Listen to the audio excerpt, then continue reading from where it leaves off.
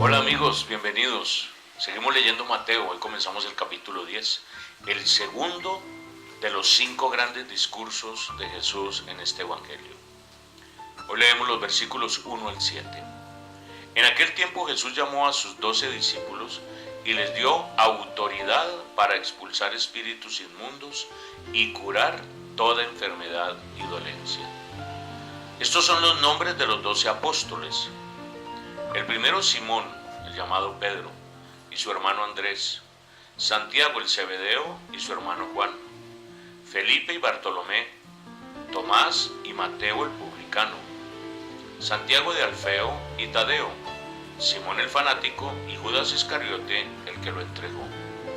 A estos 12 envió Jesús con estas instrucciones: no vayan a tierra de paganos, ni entren en las ciudades de Samaria, sino vayan a las ovejas descarriadas de Israel. Vayan y proclamen que el reino de Dios está cerca. Estas son las primeras indicaciones. Después, en los siguientes versículos del capítulo 10, Jesús va a estar mostrando las condiciones y los requerimientos, los compromisos de la misión. Hoy miraremos 3 detalles. El primero de ellos, 2 palabras: discípulos, apóstoles. Dice, Jesús llamó a sus 12 discípulos y después dice, estos son los nombres de los 12 apóstoles. Discípulo es el que sigue, apóstol es el enviado. Él a los que llamó, los envió. Así como ellos, nosotros también estamos llamados a ser discípulos y apóstoles de Jesús. Segundo detalle, el número 12. ¿Por qué Jesús escogió 12 apóstoles? Aquí el número 12 es simbólico, representa un pueblo. Nos recuerda a las 12 tribus de Israel.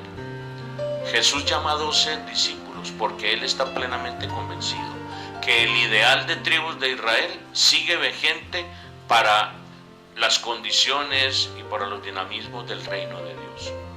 No es un borrón y cuenta nueva.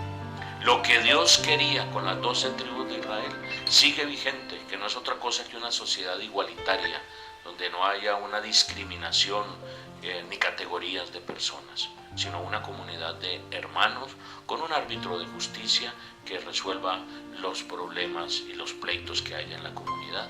Así Jesús quería su primera comunidad, por eso llamó a 12. Y el tercer detalle, sus nombres. Aquí ya es importante la persona. Había multitudes que seguían a Jesús.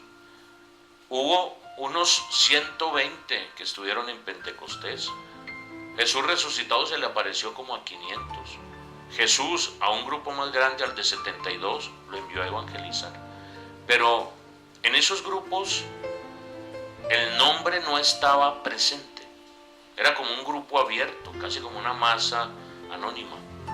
Pero ya el grupo de los apóstoles, de aquellos que conviven con Jesús y a quienes Jesús envía, ellos ya tienen nombre propio, no son números, no hacen parte de la masa. Y también en este tercer detalle encontramos que están nombrados por parejas: Simón y Andrés, Santiago y Juan, Felipe y Bartolomé, Tomás y Mateo, Santiago Alfeo y Tadeo y Judas Iscariote, siempre en grupitos de 2, porque ese es el número mínimo que se requiere para que se dé testimonio de algo. Si una persona tenía que dar testimonio de algún suceso, tenía que hacerlo en compañía de otra persona para que su testimonio fuera creíble.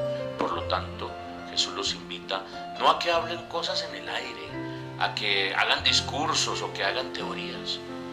Jesús los invita a que ellos den testimonio de algo que están viviendo, que están experimentando. ¿Y a qué es lo que los envía? A lo mismo que Jesús estaba haciendo: a anunciar el reino de Dios y a sanar las enfermedades. Somos partícipes de la misma misión de Jesucristo. ¿Cuáles son las condiciones de este llamado? En los próximos capítulos lo veremos.